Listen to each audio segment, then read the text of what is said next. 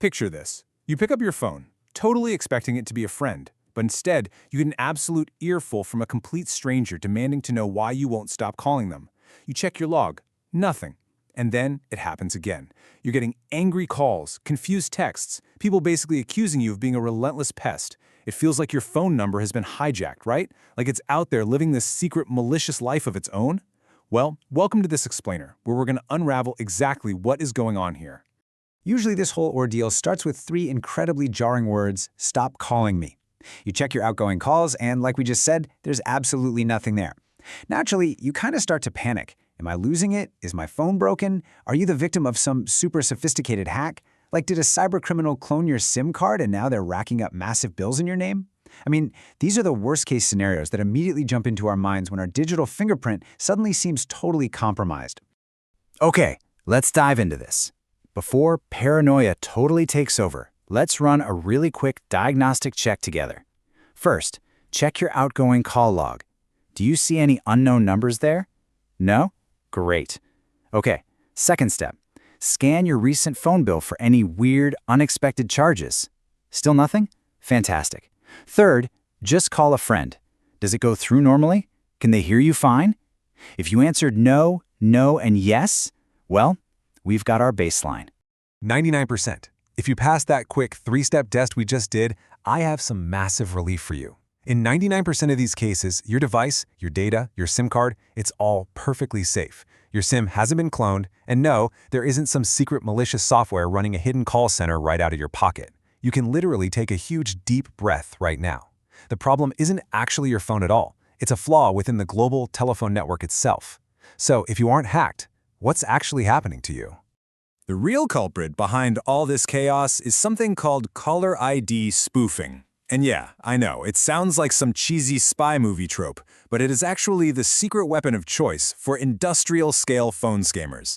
It's a deceptively simple trick that allows them to totally hide their true origins, and in the process, they drag your completely innocent phone number right into their fraudulent mess.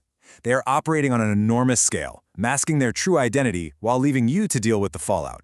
And this brilliantly illustrates exactly how they get away with it. Think of it like physical mail.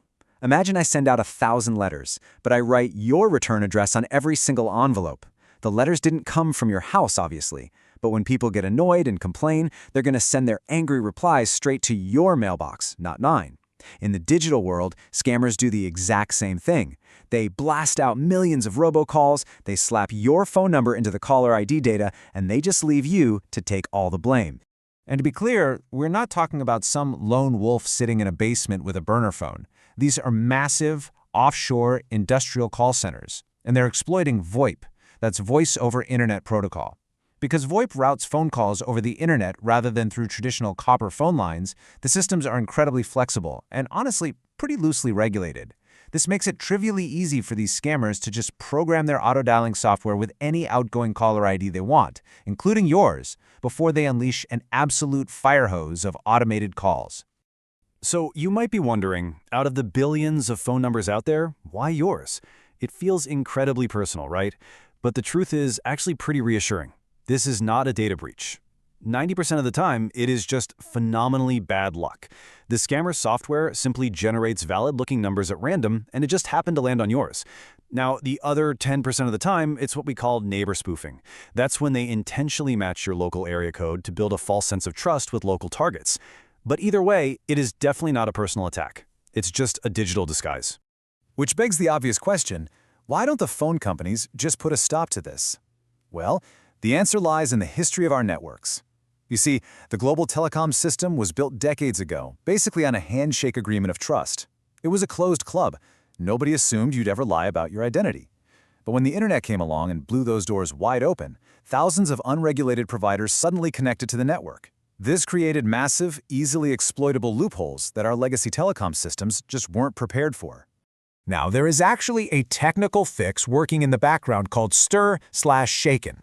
Basically, think of it as a digital certificate that definitively verifies a phone call is actually coming from the number it claims to be from. The catch?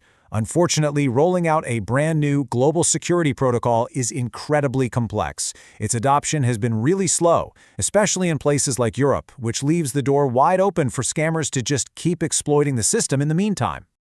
Now, what's really interesting about this slide is the staggering human behavior math behind it. Studies actually show that only 1 to 5% of victims will take the time to call a spam number back.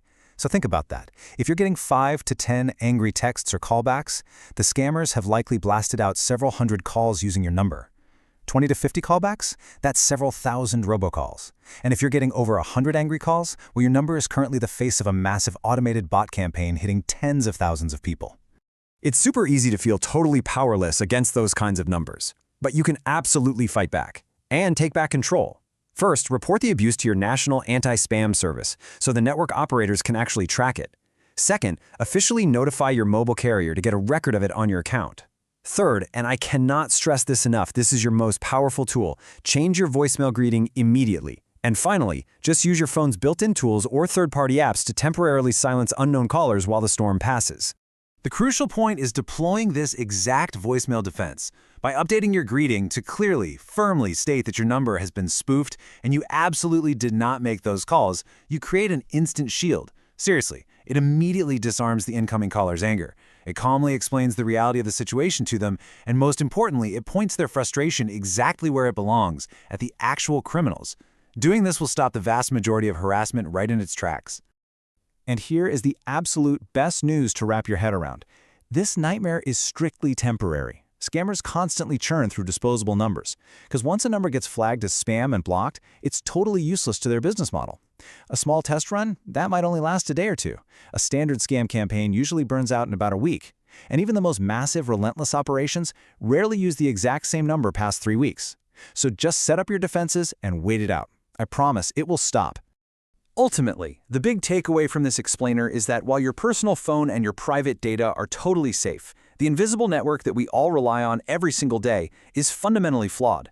The architecture connecting billions of us still harbors these outdated loopholes designed for a bygone era, allowing for industrial-scale fraud, which really leaves us with a profound question. As technology keeps racing forward, how do we redesign our digital infrastructure not for the idealized, trustworthy world we wish we had, but for the complex and deceptive one we actually live in? Thanks so much for joining me on this deep dive. Stay safe out there.